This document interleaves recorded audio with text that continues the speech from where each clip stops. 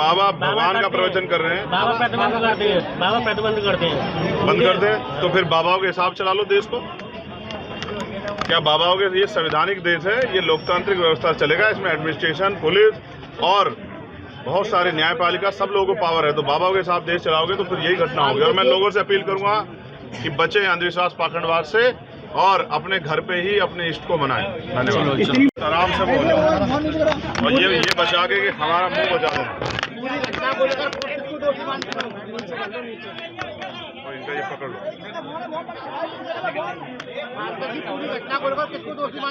देखिए, सबसे बड़ी बात तो ये है,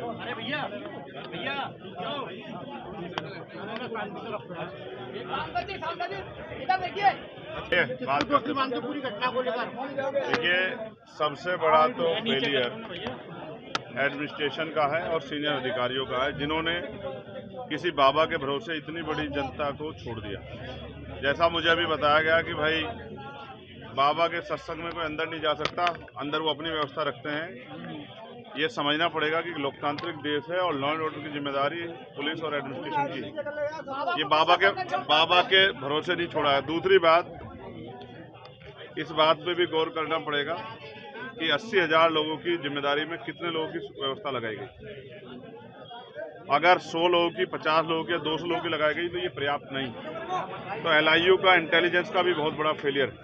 और दूसरा, सरकार अगर निगरानी नहीं रखेगी, सरकार को तो ये पता लग जाता है किसके घर में क्या बना है, किसने कौन से रंग के कपड़े पहने हैं, सरकार तो सब कुछ बता देती है। तो इतनी बड़ी मॉब और जो घटनाएं जो हैं घट गई, इतनी बड़ी, इतने लोगों की जान चली गई, इससे पल्ला झाड़ के सरकार काम नहीं चलेगा।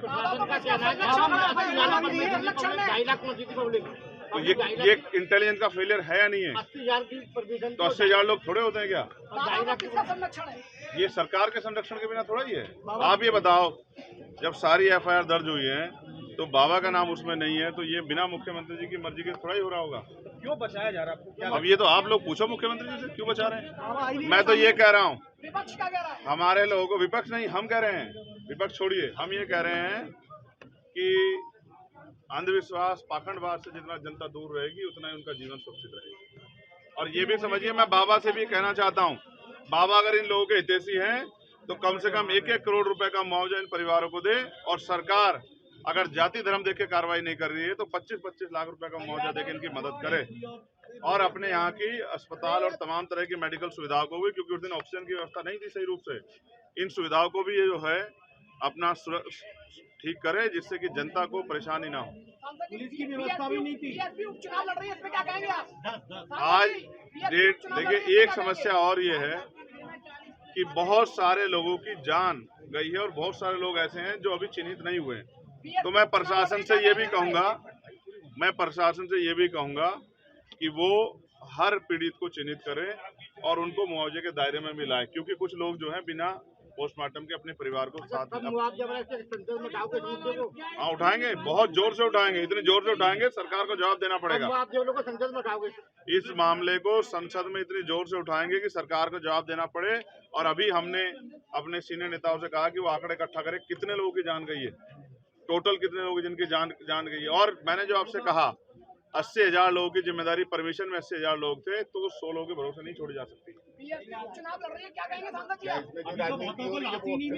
आज ये इसके लिए ही एडमिनिस्ट्रेशन से जवाब मांगा जा रहा है कि अब तक बहुत सारे लोग अपने परिवार से नहीं मिल पाए हैं।